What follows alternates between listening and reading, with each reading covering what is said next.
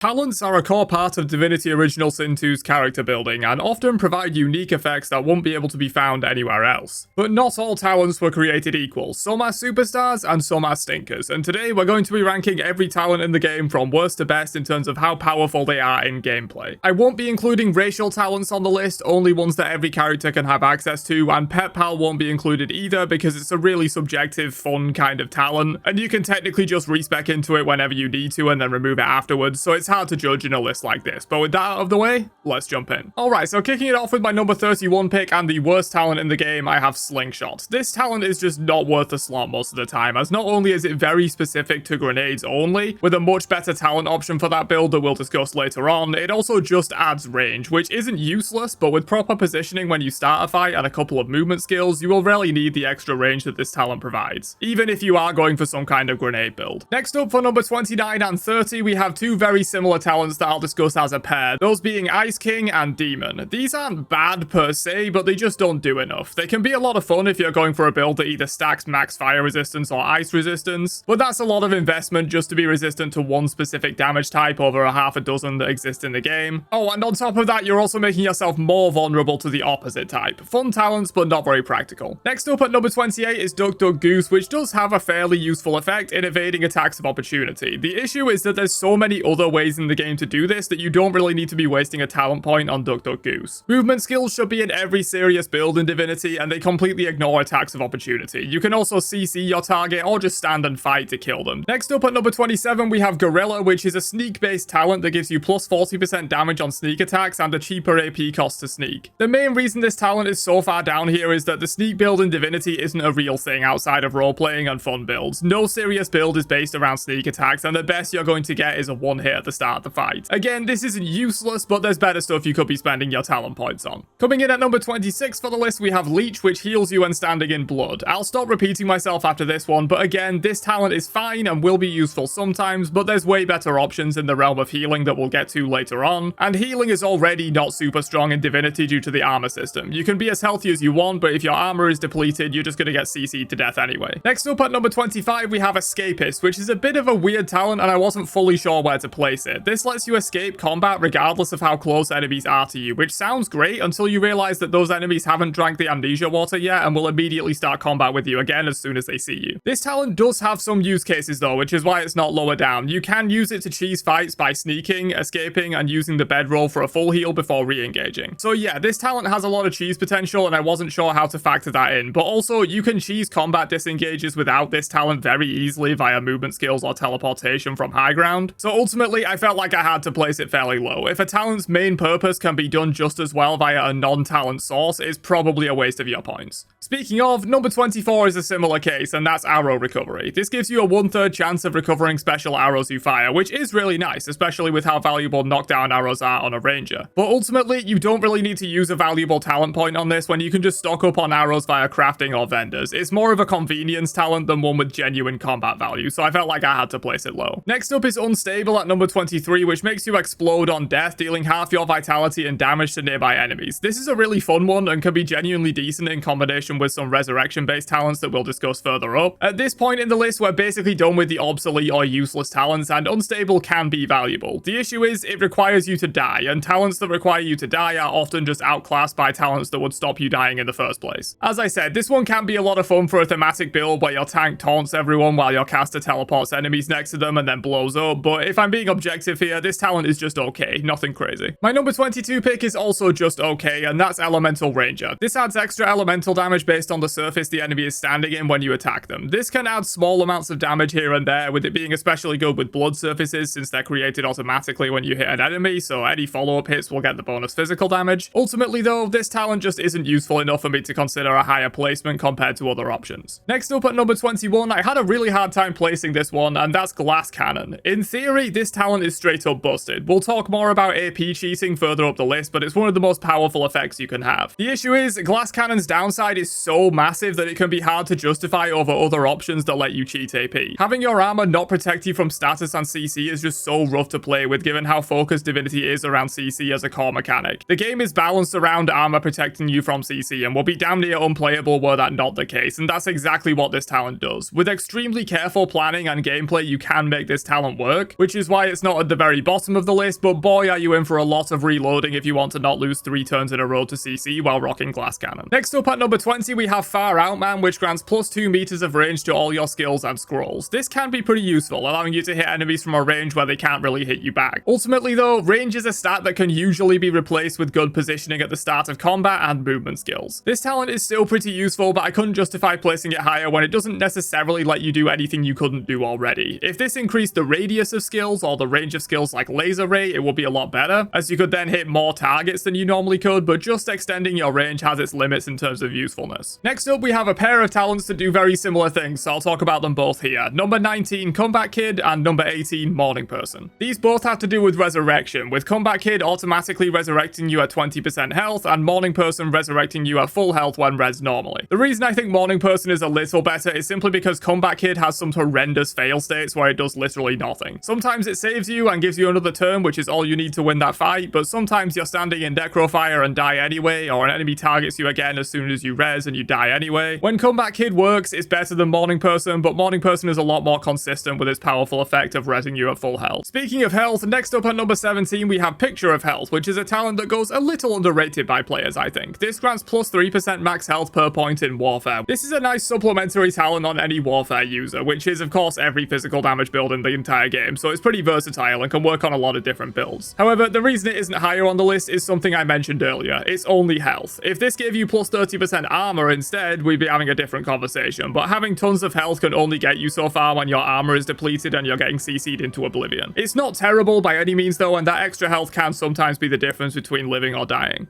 Next up, we have a group of 3 talents that do very similar things, with number 16, All Skilled Up, number 15, Bigger and Better, and number 14, Mnemonic. These all grant extra stat points to spend, which is of course incredibly versatile and useful for basically any build. They're a bit boring, but they're effective. All Skilled Up is the worst of these, mainly because the civil ability point isn't very valuable, as you can just respec into civil abilities whenever you need them, and you get enough points in these anyway. So this basically just gives plus 1 combat ability point, which is nice, but is outclassed by Bigger and Better, which grants 2 attribute points, which is generally going to be more useful than 1 combat ability point, though it is close. And the best of these 3 is Mnemonic, as it grants plus 3 points in memory. Basically every build will want to invest at least some points in memory, with casters especially needing quite a bit of investment in this for all their spells. If you are already invested in memory, taking this talent basically frees up 3 attribute points to spend however you like in other areas, making it better than the 2 attribute points granted by Bigger and Better. Next up at number 13 we have Parry Master, which grants you plus 10% dodging while dual wielding. This is heavily RNG based, but this can absolutely turn the tides of a fight when you get a crucial dodge on a battle stomp or knockdown arrow that was about to make you lose your whole turn. The only thing holding this talent back is that dodging doesn't affect AoE skills, so this talent is pretty useless against most mages, but against rangers, warriors, and rogues, this can be very valuable. It increases your survivability much like other talents further down the list, but isn't health based, which is a critical difference. If you dodge a hit while your armor is up, your armor is then still up and protecting you from CC and status, whereas talents further down that only affect your health are less useful, even if this one is a bit more RNG reliant. On the topic of preserving armor, my number 12 pick for the list is Living Armor, which restores 35% of your healing as magical armor. I'm sure you're sick of hearing it at this point, but any way to keep your armor up is always going to be better than keeping your health up in Divinity, and Living Armor lets you pretty much always restore your magic armor back to full every single turn. It's especially powerful when combined with a small amount of Necromancer investment for the lifesteal, but even just general healing and potions, this talent can be powerful. The only issue is that it doesn't restore physical armor, so you are still vulnerable to CC on that side of things, but it's understandable why it doesn't. This talent will be downright broken if it restored both types of armor. On a similar note, Hothead is my number 11 pick for the list, which grants you plus 10% crit chance and plus 10% accuracy when at max vitality. Basically any damage dealing build in Divinity worth its salt will be going for crits in the mid to late game, and having an extra 10% chance is huge, with the accuracy boost just being a nice cherry on top. Yes, you need to be at full vitality for this to work, but if you're going a crit build, you're investing heavily in wits, which grants you initiative, meaning you'll probably get a turn before the enemies do in the vast majority of cases. So at the bare minimum, your first turn, which is by far the most important turn, has plus 10% crit chance, and that alone is huge. But of course, armor protects you from HP damage, so it's very possible to maintain this boost for longer than just the first turn. This is especially good with Necromancer investment as well, since even with only a few points in Necro, you're going to heal to full as soon as you hit an enemy, reactivating Hothead. This is just a great talent for any crit invested build, which is basically all of them later in the game. But breaking the top 10 for the list, you may have realized by now that we're starting to get into the real cream of the crop for talents, and our next one is no exception, that being number 10, Stench. This was a talent that I underrated for a long time on my playthroughs until I tried it, as it's not very very clear exactly what it does by reading it. This reads, melee combatants find you less attractive in combat, which is a bit ambiguous in what it means. However, after using it a bunch, I've realized that this talent is really strong. It pretty much eliminates all the threat from melee enemies as long as another ally without stench is somewhat nearby. I'll bring this up once more for the list, but this talent stops you taking hits entirely. It doesn't just heal you or give you more health, meaning it preserves your armor and thus protects you from CC and status, making it one of the more powerful survivability talents out there. Next up at number 9 for the list is ambidextrous, which makes all grenades and scrolls cost 1 less AP if your offhand is free. You might think it's a big downside to not run a shield or two-handed weapon, but actually the way this talent works is that two-handed weapons don't technically occupy your offhand, they just block the slot from use. So your mage with a staff or your two-handed sword beater can use this talent basically for free. Grenades are nice, but it's the scroll cost reduction that makes this talent truly powerful. It lets you res for 2 AP, which is nice, or use any of the myriad of extremely powerful skills that have scrolls for cheaper than you could normally cast them. I've talked about it a little bit already and we'll discuss it more soon, but AP cheating effects are incredibly powerful in this game, and while ambidextrous is one of the lesser ways to cheat AP, it's still incredibly powerful if you have stocked up on scrolls of OP skills such as apotheosis and skin graft. Moving on though, at number 8 we have opportunist, which is just a simple but incredibly effective talent. This lets you make attacks of opportunity, which is just free damage for any melee build. The AI is really not built to take this talent into account, and even on tactician they don't seem to realize or care that you have it, meaning it's literally a free extra attack every time you go in on an enemy. In some sense this is almost akin to AP cheating, as it sort of generates 2 AP in an abstract kind of way. Sure, that AP can only be spent on an attack, but often that's one of the best uses of your AP with the appropriate build, which makes this talent very powerful for any melee based build. Coming in at number 7 for the list though, we have the Pawn, which is another incredibly effective talent. This grants you +1 AP of free movement per turn, which is again AP cheating in a certain way. This lets you reposition incredibly effectively and get into range for attacks on a melee build without spending your precious AP points. If it would normally cost you 1 AP to move into range, that means you can only get 1 attack off with a normal 4 AP turn, but with the Pawn you can get 2 attacks off, which is huge for your overall damage. The one issue with this talent is that it's incompatible with the Executioner, which we'll talk about a little bit later on, but it's just better than this, which means despite being very powerful, it can be hard to fit the Pawn into builds. Next up at number 6 we have Torturer, which once again ties into the armor is OP,